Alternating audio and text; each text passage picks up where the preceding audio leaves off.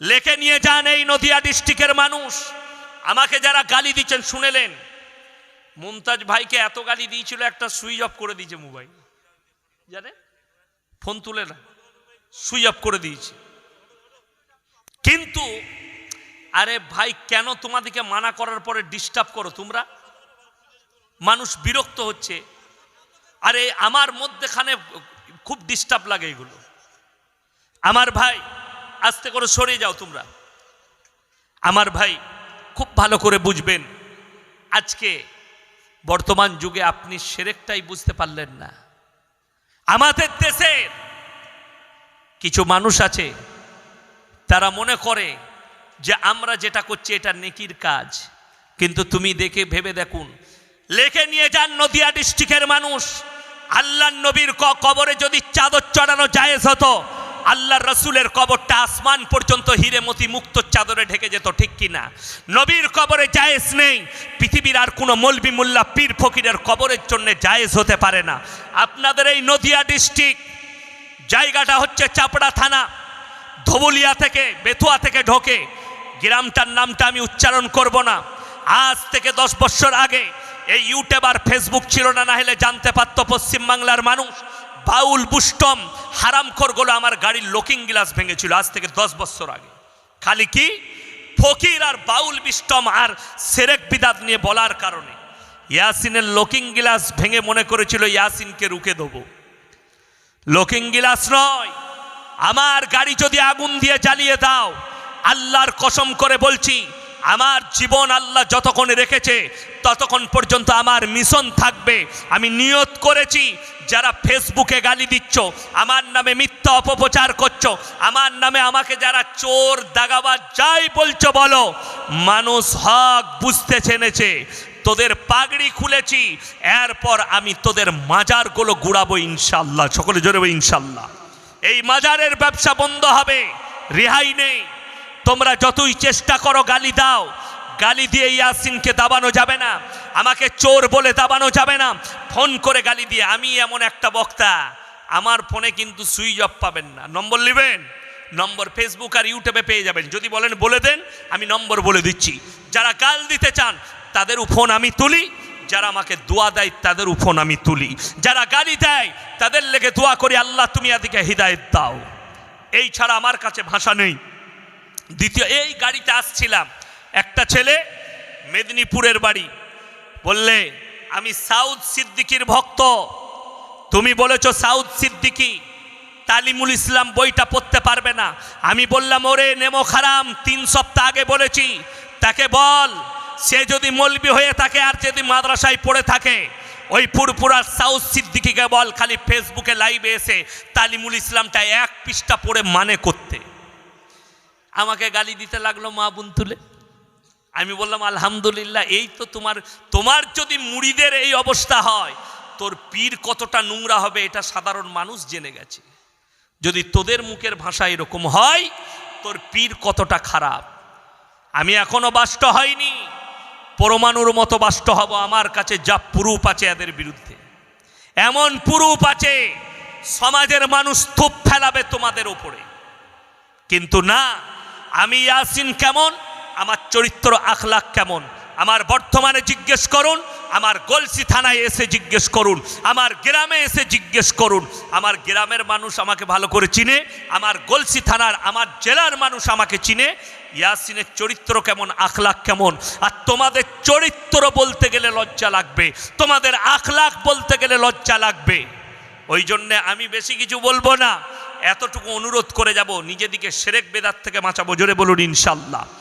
এদের কাছ থেকে, এই কবর পুজো থেকে নিজেদিকে হেফাজত করুন, এই জায়গা থেকে নিজেদিকে সরিয়ে নিয়ে আসুন।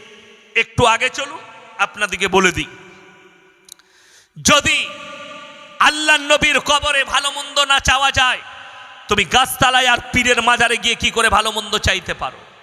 আপনাদের এলাকায় কবরস্থান নাই? কথা বলেন, আছে? আচ্ছা, কবরস্থানটা পাক পবিত্র না অপবিত্র জায়গা? কথা বলে না, পবিত্র জায়গা। আচ্ছা, সেখানে নাপাক অবস্থায় যাওয়া যাবে? কথা বলেন। দিল্লির মাটিতে, আজমিরে খাজা মঈনুদ্দিন চিশতি রহমতুল্লাহ আলাইহি শুয়ে আছে, সেখানে ফিল্মের আর্টিস্ট হিন্দু মুসলিম সব যাচ্ছে। ঠিক বললাম না ভুল বললাম? তাহলে অপবিত্র লোক ঢুকলো কি করে? এই জন্যে ঢুকতে পেয়েছে যে মাল কটা মাজারে আছে এই হারামখোর কটা এক ওয়াক্তের নামাজ পর্যন্ত পড়ে না। জুম্মা তো অনেক দূর, পিশাব করে পানি পর্যন্ত লাই না। আমি বলবো না আজকে নয়, 1 বছর আগে যখন নূপুর শর্মাকে নিয়ে একটা কাণ্ড হয়েছিল না হয়নি?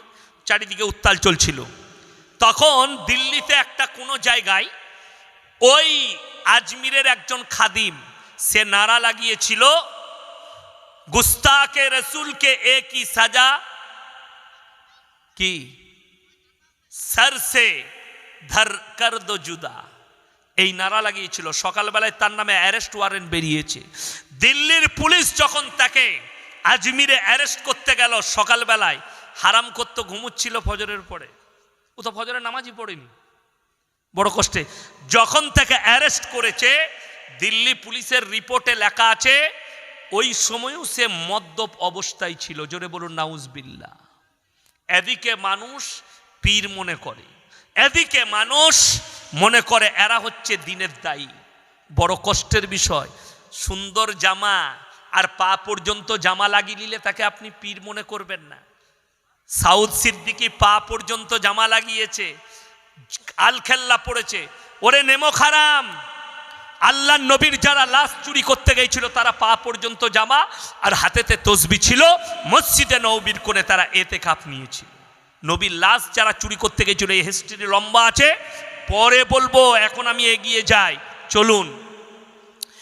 এই মাজার ব্যবসা এমন একটা মারাত্মক ব্যবসা, মানুষকে জাহান্নামের পথে ঠেলে দিবে। আপনি বলুন, আপনাদের এখানে কবরস্থান আছে তো?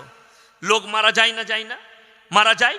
আচ্ছা, মানুষ মারা গেলে, বাপ মরে গেলে বিটি কবরস্থানে যেতে পায়? কথা বলে না।